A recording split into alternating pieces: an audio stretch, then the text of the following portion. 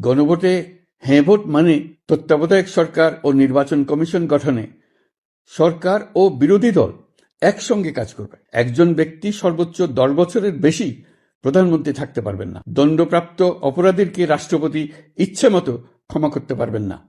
সব ক্ষমতা একজন প্রধানমন্ত্রীর হাতে থাকবে না। সরকার ইচ্ছে মতো সংবিধান পরিবর্তন করতে পারবে না। গুরুত্বপূর্ণ পরিবর্তনের জন্য জনগণের সম্মতি নিতে হবে। এতে আরো বলা আছে, বিরোধী দল থেকে ডেপুটি স্পিকার ও সংসদের গুরুত্বপূর্ণ কমিটির সভাপতিরা নির্বাচিত হবেন। বিচার ব্যবস্থা স্বাধীনভাবে কাজ করবে। সংসদে নারীদের প্রতিনিধিত্ব বাড়বে। ক্ষমতার ভারসাম্য রক্ষায় পার্লামেন্টে একটি উচ্চ কক্ষ গঠিত হবে। আপনার মৌলিক অধিকার আরও সুরক্ষিত হবে। রাষ্ট্রভাষা বাংলার পাশাপাশি অন্যান্য জাতিগোষ্ঠীর ভাষাও সাংবিধানিকভাবে স্বীকৃতি পাবে এবং এরকম আরও কিছু গুরুত্বপূর্ণ প্রস্তাব এর মধ্যে রয়েছে। আমি আপনাদের সকলের প্রতি আহ্বান জানাই, আগামী নির্বাচনে গণভোটে অংশ নেন। রাষ্ট্রকে আপনার প্রত্যাশা মতো গড়ে তোলার জন্য হেঁতে সিল দেন। নতুন বাংলাদেশ গড়ার চাবি এখন আপনার হাতে।